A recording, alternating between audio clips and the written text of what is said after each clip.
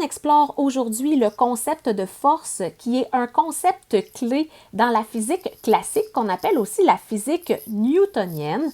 Alors, on va démystifier qu'est-ce que c'est une force puisque ce concept va revenir dans l'étude de chacune des 3 lois de Newton qu'on étudie dans une partie de la physique qui s'appelle la dynamique. Donc, la dynamique, ça vient couvrir quelles forces s'appliquent sur les objets, quels effets ces forces-là ont sur le mouvement ou l'état d'équilibre des différents objets qui nous entourent. Alors, on démystifie le concept de force afin de bien pouvoir étudier le domaine de la dynamique avec les 3 lois de Newton. Donc, tout d'abord, qu'est-ce qu'on a à retenir du concept de force? Bien, une force, c'est une poussée ou une traction qui va s'exercer sur un corps.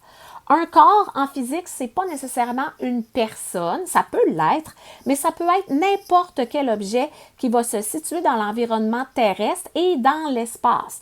Donc, c'est très varié, c'est très large, en fait, comme concept, le concept de corps. Aussi, une force, ça s'exerce toujours par un corps sur un autre corps. Donc, la force, elle n'est pas magique, elle n'arrive pas de pouvoir mystique. C'est vraiment un premier corps qui va agir sur un deuxième corps. Et c'est cet effet de l'action du premier corps sur le deuxième qu'on va étudier dans la dynamique. Aussi, c'est impossible de voir une force. Une force, c'est invisible. On peut cependant voir les effets d'une force sur un corps. Donc, on va voir si l'objet se met en mouvement, si l'objet dévie, si l'objet s'arrête. Donc, c'est toutes des choses qu'on va pouvoir observer. Une force, aussi, si elle est suffisamment grande, elle va pouvoir modifier l'état de mouvement de mon objet. Et par modifier l'état de mouvement, ça peut modifier le fait que mon objet est immobile, il ne bouge pas. Ça pourrait modifier sa vitesse, ça pourrait changer son orientation, ça pourrait changer son accélération aussi, ça pourrait l'arrêter. Une force également, on peut le représenter par un vecteur. Donc, ça veut dire que si je peux représenter une force par un vecteur, on a une grandeur qui se mesure en Newton pour les forces et on a une orientation aussi qui va être disponible pour les forces. Donc, toutes nos notions de vecteurs vont venir nous servir à analyser les différents corps qui se retrouvent dans notre environnement. Donc, les forces, elles ont une grandeur mathématique, une valeur mathématique et une orientation dans l'espace qu'on exprimera par un angle souvent. Une force, c'est invisible. Je ne peux pas la voir. Cependant, je peux voir ses effets sur les corps sur lesquels la force s'est appliquée. Donc, premier effet que je peux voir, c'est du mouvement. Donc, si j'ai un objet qui était immobile, si je lui applique une force qui est suffisamment grande, il va se mettre en mouvement. Donc, ça, c'est un premier effet, puis c'est assez flagrant comme effet. On pourrait avoir aussi une accélération du mouvement si la force appliquée se trouve dans la même direction que le mouvement.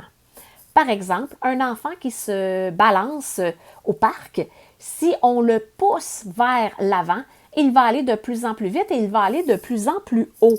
Donc, ça serait un exemple de force appliquée pour accélérer un mouvement. On pourrait aussi ralentir un mouvement. Pour ralentir un mouvement, il faut que la force appliquée soit en sens opposé au mouvement. Exemple, si je veux arrêter une balle de baseball avec ma mythe, je devrais appliquer une force vers l'avant, puisque la balle, elle se dirige vers moi, donc elle va entraîner ma main vers l'arrière. Si j'applique une force avec ma main vers l'avant, quand la balle touche mon gant, la balle va ralentir et pourrait même s'arrêter si j'applique une force suffisamment grande pour pouvoir l'arrêter. Je pourrais faire quoi aussi? Qu'est-ce que je pourrais observer comme effet d'une force? Je pourrais observer une inversion du sens du mouvement. pour observer une inversion du sens du mouvement, il faut que j'applique une force qui est quand même assez grande, puisque je devrais complètement ralentir le corps, l'arrêter et lui donner une nouvelle direction.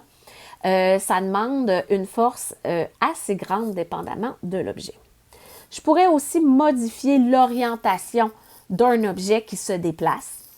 Donc, je pourrais donner une poussée à une rondelle, accepter une passe et l'envoyer sur réception vers un autre joueur. À ce moment-là, on se trouve à changer l'orientation de l'objet qui se déplace, ici une rondelle.